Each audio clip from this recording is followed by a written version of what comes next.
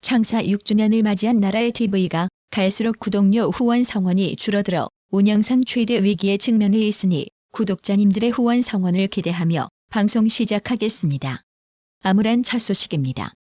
한국전력의 빚이 사상 처음으로 200조 원을 넘었습니다. 지난해 2분기부터 5차례에 걸쳐 전기 요금을 40% 올리고 지난 5월엔 부동산 매각 등 25조 원 규모의 자구책까지 내놨지만 아무런 소용이 없었습니다. 올해도 수조 원대 영업 손실이 예상되는 한전은 내년이면 더 이상 빚조차 낼 수 없는 자금 조달 한계 상황에 몰릴 수 있다는 우려가 나옵니다. 전기 요금을 대폭 올리거나 재정을 투입하는 방법 이외에는 해결 방법이 없다는 지적입니다. 천문학적인 한전 부채는 결국 국민이 고스란히 짊어져야 할 빚인 셈인데요. 전력업계 고위 관계자는 무모한 탈원전과 재생에너지 과속이라는 잘못된 정책이 얼마나 가혹하고 장기적인 후폭풍을 몰고 오는지 한전 사례가 잘 보여준다고 지적했는데요. 해당 소식에 네티즌들은 박근혜 정부 시절보다 빚이 2배가량 늘어나게 만든 문재인 좌익 정권 일동들을 질타했는데요. 네티즌들은 문재인 5년 탈원전 정책으로 전기 생산에 가스를 사용하는 비중이 늘어나 한전 적자 나고 가스, 전기 등 공공요금이 모두 올랐고 지지율 유지한다고 전기 요금은 5년 내내 미루기만 하다가 다음 정권으로 책임을 넘기면서 나라를 완전 아작을 내놓네. 돈 먹는 하마 한전공대 폐지하고 문재인 5년 탈원전 정책 나라기둥 뽑은 죄를 물어야 한다고 촉구하며 거지 같은 탈원전 그리고 태양광 정책으로 한전 빚더미에 올려놓고 그 고통은 국민에게만 떠안긴 대한민국 역사상 가장 무능하고 치졸했던 문재인 정권과 더불어민주당이라고 성토했습니다. 요즘 한동훈 하는 짓을 보면 걱정이 좀 되시죠? 저것이 저러다가 정기 중에 구속영장을 청구하려고 그러는가 이런 생각이 드시죠? 제가 며칠간 열심히 생각해봤는데 아주 간단하게 물리치는 방법이 있더라고요. 투표를 거부하면 됩니다. 투표 거부로 이재명 대표를 지키고 민주당을 지키도록 하겠습니다. 회의장에 들어갔다가 투표 시작하면 민주당 의원들은 일제히 빠져나오면 되는 겁니다. 그렇게 해서 한동훈의 저 간악한 짓을 반드시 저지해야겠죠? 정청래만 같아라! 같아라! 같아라! 박천대만 같아라! 같아라! 같아라! 방금 들으신 내용은 민주당 민영배가 이재명 체포동의안을 해결하는 간단한 방법을 제안하는 내용이었는데요. 참 기가 막히죠? 안 그래도 검수완 박 법안을 강행 처리하기 위해 위장 탈당해 꼼수라는 불명예스러운 수식어를 얻은 민영배 이 작자 아마도 일생이 꼼수인가 봅니다. 요즘 사회적으로 여러 곳에서 폭력이 문제가 되고 있습니다. 진짜 심각한 폭력은 국가폭력입니다. 지금 이 정권은 국민이 맡긴 권력으로 폭력을 행사하고 있습니다. 국폭정권, 국민이 맡긴 권력으로 국민을 위협하고 국민을 억압하고 이러한 국가폭력 행사는 절대로 역사가 용서하지 않을 것이다 라는 말씀을 드립니다. 국폭정권부터 폭력 문제에서 먼저 벗어나십시오. 감사합니다. 한동훈 장관은 민주당 이재명이 자신을 겨눈 검찰 수사를 국가폭력이라고 칭한 것과 관련해 본인 이재명이 수사 과정에서 몇 분이나 돌아가셨는지 한번 생각해 보시라고 응수했습니다. 한동훈 장관은 21일 국회에서 기자들과 만나 본인이 데이트 폭력이라면서 변호했던 이재명 조카인 흉악범의 피해를 한 번이라도 생각해 본다면 폭력이란 단어를 가지고 뜬금없이 저런 말을 만들어낼 것 같지 않다며 이같이 말했습니다. 한동훈 장관은 21일 국회 법제사법위원회 전체 회의에서 회의 중에 민주당 최강욱 의원과는 서로의 태도를 두고 언쟁을 벌이기도 했는데요. 최강욱 의원이 검찰 업무 추진비 관련 질의 도중 한동훈 장관의 답변 태도를 문제 삼으며 그러니까 깐족거린다는 소리를 듣는 것이라고 지적하자 한동훈 장관은 깐족거린다는 말은 심하다며 최강욱 의원님께 그런 얘기를 들으니 진짜 이상하다고 맞받았습니다. 또 저게 국무위원의 태도냐고 따져 묻는 최강욱 의원에게 한동훈 장관은 그럼 국회의원의 태도냐며 국회의원이 갑질하라고 그 자리에 있는 건 아니다라고 직격했는데요. 이 부분만 직접 영상으로 보고 가실게요.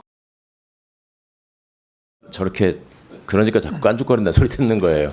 얘기를 깐죽거린다는 말 아니, 직접하는 자. 정도는 좀 심하지 않아요? 아니, 그동안에 말씀을 좀 답변하면서 맨날 반말하지 마세요라고 얘기하죠. 예. 깐죽거리지 마세요. 그러니까 자꾸 반말 듣는 거예요. 제발 좀 태도를 무겁게 가지기 바랍니다.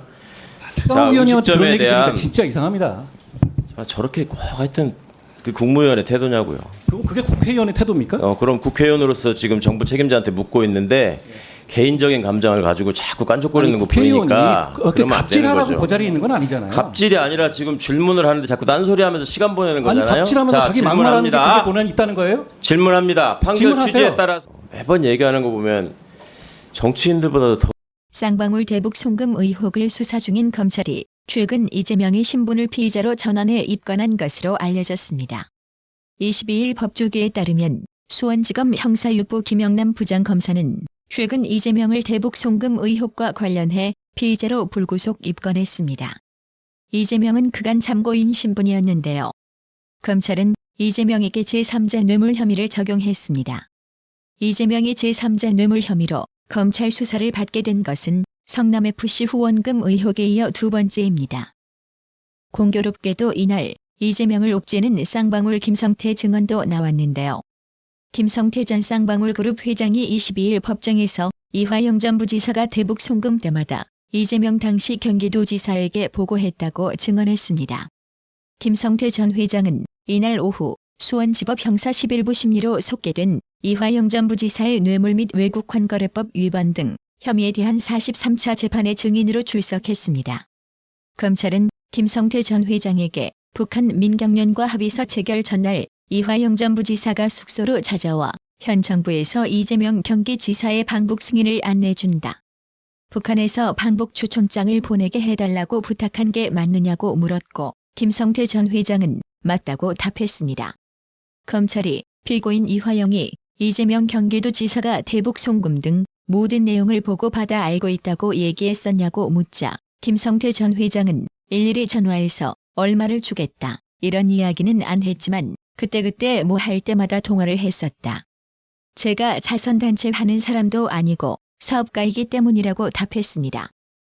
한편 쌍방울 대북 송금 의혹에 연루된 이화영 전 부지사의 실질적 변론을 맡아온 법무법인 해광이 사임함에 따라 22일 이화영 전 부지사의 오전 재판도 결국 공전했습니다.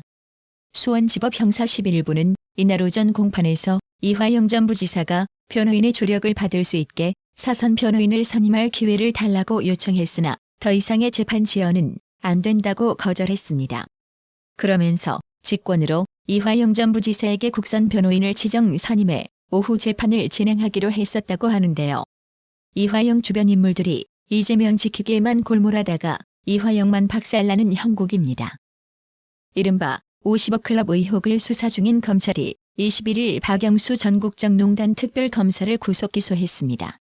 서울중앙지검 반부패 수사 1부는 이날 특정경제범죄 가중처벌법상 수재 및 청탁금지법 위반 혐의로 박영수 전 특검을 구속 기소했다고 밝혔습니다.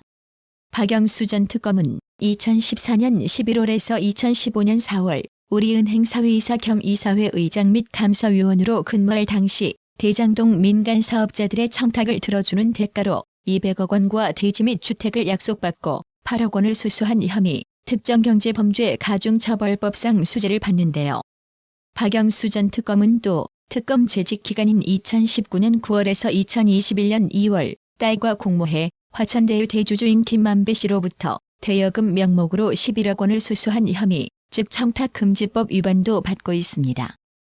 김건희 여사가 현재 접근이 금지되어 있는 트위터 계정에 정부 주요 인사들에게 주어지는 회색마크 인증을 받는 과정에서 대통령실이 외교부를 무리하게 압박했다는 일각의 주장에 대해 외교가 소식통들은 가짜뉴스라며 황당하다는 반응을 보였습니다. 21일 머니투데이 더 300이 외교부 소식에 밝은 복수의 소식통들을 취재한 결과 외교부는 5월 17일 유선으로 트위터 코리아 측에 접촉해 김건희 여사 계정에 대한 회색마크 인증을 요청했으며 5월 25일 실제로 김건희 여사 계정에 회색마크가 생겼습니다. 이는 계정 도용 위험을 감안한 대통령실의 요청에 따라 외교부가 처리한 업무로 전해졌습니다. 그런데 지난 13일 한 일간지는 외교부가 대통령실의 지시로 김건희 여사의 트위터 계정에 실버마크 인증을 받기 위해 무리하게 움직였고 김건희 여사가 직접 외교부에 전화를 걸어 독촉하는 경우도 있었다고 보도했습니다. 이에 대해 대통령실은 악의적인 가짜뉴스를 생성해 유포하는 데 대해 법적 조치를 검토하고 있다고 밝혔습니다.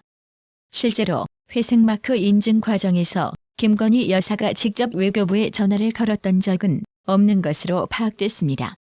이른바 독촉 전화설에 대해 한 소식통은 김건희 여사가 외교부 전화번호를 아는지조차 모르겠다고 했습니다. 대통령실 외교안보라인 등 대통령이 외교부에 연락을 취하는 공식 창구가 충분히 갖춰져 있다는 이유에서였습니다. 구독 그리고 알람 설정, 뉴스 영상 내용이 좋았다면 좋아요를 클릭해주세요.